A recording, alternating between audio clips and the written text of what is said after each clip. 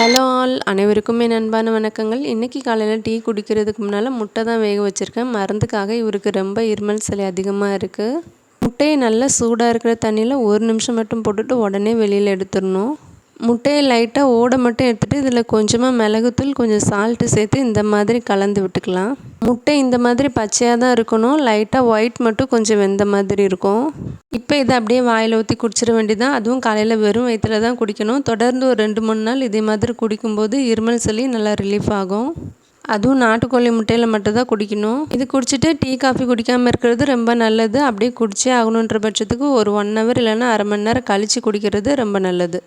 இன்றைக்கி காலையில் டிஃபனுக்கு ராகி இடியாப்பம் தான். இது கூட இடியாப்ப மாவு சேர்த்து செய்யும்போது இன்னுமே டேஸ்ட் நல்லாயிருக்கும். என்கிட்ட இடியாப்ப மாவு இல்லையா, அதனால வெறும் ராகி மாவு மட்டும்தான் சேர்த்துருக்கேன். இப்போ இதில் உப்பும் 1 ஸ்பூன் நெய்யும் சேர்த்து நல்லா மிக்ஸ் பண்ணதுக்கப்புறம் நல்லா கொதிக்கிற சூடான தண்ணி ஊற்றி 1 ஸ்பூன் வச்சு மிக்ஸ் பண்ணிக்கலாம். கையெல்லாம் வச்சு இந்த மாவு பிசைய முடியாது, ரொம்ப சூடாக இருக்கிறனால. இப்போ இது நல்லா சூடாக இருந்ததுக்கப்புறம் கை வச்சு பிசைஞ்சு ஒரு 10 நிமிஷம் ரெஸ்ட் விட்டதுக்கப்புறம் இடியாப்பம் பிழியலாம். நான் இதுக்கு முன்னாடி சில்வர் இடியாப்பம் வச்சு தான் யூஸ் பண்ணிகிட்டு இருந்தேன். நம்ம ஒரு பக்கம் சுற்றினா அது ஒரு பக்கம் சுற்றும். அதில் இடியாப்பம் சுற்றுறதுக்குள்ளே நம்ம தலையை சுற்றிடும். இந்த இடியாப்பம் வச்சு நான் இப்போ பித்தளையில் புதுசாக வாங்கியிருக்கேன். இது ரொம்ப நல்லா இருக்குது. இடியாப்பம் பிழியறதுக்குமே நல்லா ஈஸியாக தான் இருக்குது. இதோட ரேட் 850 ரூபான்னு தான் நான் வாங்கியிருந்தேன். ரேட் கொஞ்சம் அதிகமாக இருந்தாலும் இது காலத்துக்கும் அப்படியே நல்லா இருக்கும். நான் இன்றைக்கி இதுக்கு கிரேவிலாம் எதுவும் பண்ணலை. நேற்று வச்ச உருளைக்கிழங்கு மசாலா கொஞ்சம் இருந்தது. அதிலே முட்டையை உடச்சி ஊற்றி சூடு பண்ணி அட்ஜஸ்ட் பண்ணி சாப்பிட்டுட்டோம். குட்டி பொண்ணுக்கு மட்டும் நாட்டு சர்க்கரை போட்டு கொஞ்சமாக பால் ஊற்றி தான் சாப்பிட கொடுத்துருந்தேன். சாப்பிட்டெல்லாம் முடித்ததுக்கப்புறம் செடிக்கெல்லாம் தண்ணி ஊற்றிட்டு இன்றைக்கி கொஞ்சம் சிகப்பு தண்டு கீரை இருந்தது. அதை தான் பறித்து பொரியல் பண்ணலான்னு எடுத்துக்கிட்டேன். இன்றைக்கி மதியம் லஞ்சுக்கு சாம்பாரும் சிகப்பு தண்டு கீரை பொரியலும் தான். கீரையில் பூவெல்லாம் விட ஆரம்பிச்சிருச்சு. இதுக்கு மேலே விட்டால் இது வேஸ்ட்டாக தான் ஆகும். ஆனால் கொஞ்சமாக தான் இருந்தது. ஒரு 2 ஆள் சாப்பிட்ற அளவுக்கு தான் கீரை இருந்தது. கையோடு கீரையுமே நல்லா கழுவி எடுத்துட்டேன். செடிக்கெல்லாம் தண்ணியெல்லாம் ஊற்றி முடிச்சுட்டு ஒரு 11 மணிக்கு அப்புறமா எல்லோரும் உட்காந்து ஐஸ்கிரீம் சாப்பிட்டுட்டு மதியம் லஞ்ச் வேலையை ஸ்டார்ட் பண்ணியாச்சு.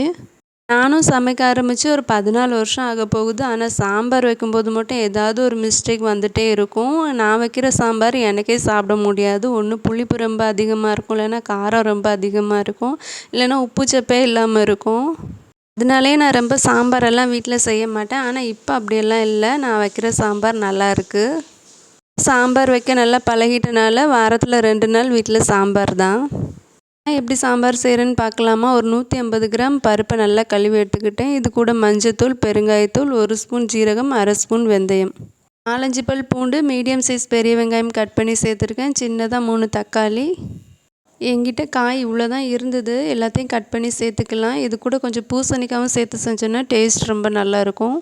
சாம்பாருக்கு யாரும் பீட்ரூட் அதிகமாக சேர்க்க மாட்டாங்க. என்கிட்ட ஒரே ஒரு பீட்ரூட் தான் இருந்தது. அதை வேஸ்ட் பண்ண வேணான்னு கட் பண்ணி சேர்த்துருக்கேன். இப்போ பருப்பு வேகிறதுக்கு ஒரு 5-6 விசில் விட்டு பருப்பு வேக வச்சுக்கலாம். அதுக்குள்ளேயே சாப்பாடுமே வெந்துருச்சு. அதை வடித்து விட்டுட்டேன். வெயில் சீசனாக இருக்கனால எங்கே எந்த பொருள் வச்சுருந்தாலும் எறும்பு எப்படி தான் வருதுன்னே தெரியல. இந்த பருப்பு ஃபுல்லாக எறும்பாக தான் இருக்குது. அதை வெயிலில் காய வச்சுட்டேன். நான் எறும்பு தொல்லை ரொம்ப அதிகமாக இருந்தால் அந்த இடத்துல கொஞ்சமாக ரெட் கலர் ஹிட் அடிச்சு விட்ருவேன். அப்போ 1 வாரத்துக்கு எறும்பு தொல்லை இருக்காது. உங்களுக்கு ஏதாவது டிப்ஸ் தெரிஞ்சால் நீங்கள் என்ன பண்ணுவீங்கன்னு எனக்கு கமெண்டில் ஷேர் பண்ணுங்கள். பருப்பு வந்ததும் 1 ஸ்பூன் மல்லிப்பொடி, அரை ஸ்பூன் வத்தல் பொடி, உப்பு, தேவையான அளவு தண்ணி ஊற்றி நல்லா கலந்து கொதிக்க விட்டுடலாம். இது கொதிக்கிறதுக்குள்ளே சைட்லேயே முட்டை ஆம்லேட்டும் போட்டு ரெடி பண்ணி எடுத்து வச்சுட்டேன். என்னடா ஒரே முட்டையாக காட்டுறாளேன்னு பார்க்காதீங்க. அண்ணன் இறந்துட்டதுனால ஒரு 30 நாளைக்கு அப்புறமா மீன் கறியெல்லாம் சேர்த்துக்கலான்னு சொல்லி இன்னும் எதுவும் செய்யலை. அதனால தான் முட்டையாக காட்டுற மாதிரி இருக்குது. இதுக்கு ஒரு சின்ன தாளிப்பு கொடுத்துட்டு ஈஸியாக கொத்தமல்லி கருவேப்பிலை தூவி இறக்கிட்டோன்னா நல்லா டேஸ்டியான சாம்பார் ரெடி. சும்மா நேற்று வச்ச ரசமும் மிச்சம் இருந்தது. அதையும் சூடு பண்ணி வச்சாச்சு. மதியம் லஞ்ச்லாம் சாப்பிட்டு முடித்ததுக்கப்புறம் 2 பொருள் மீஷோலேருந்து ஆர்டர் பண்ணியிருந்தேன். அதுவுமே வந்துருச்சு.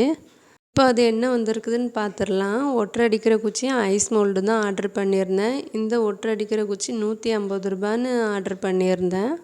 இது குவாலிட்டியுமே ரொம்ப நல்லா தான் இருக்குது. அட்ஜஸ்ட்மெண்ட்டும் பண்ணுற மாதிரி கொடுத்துருக்காங்க.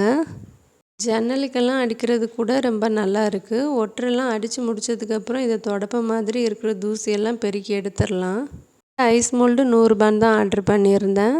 வெயில் ரொம்ப அதிகமாக இருக்குது. பசங்களுமே லீவில் இருக்கிறதுனால ஏதாவது சாப்பிட கேட்டுகிட்டே இருப்பாங்க. சரி அப்பப்போ ஏதாவது சில்லுன்னு பண்ணி கொடுக்கலாம் அப்படின்னு சொல்லி இந்த ஐஸ் மோல்டு ஆர்டர் பண்ணியிருந்தேன். இதோட குவாலிட்டியுமே நல்லா தான் இருக்குது. வீடியோ பிடிச்சிருந்தா மறக்காமல் சேனலை சப்ஸ்கிரைப் பண்ணுங்கள்.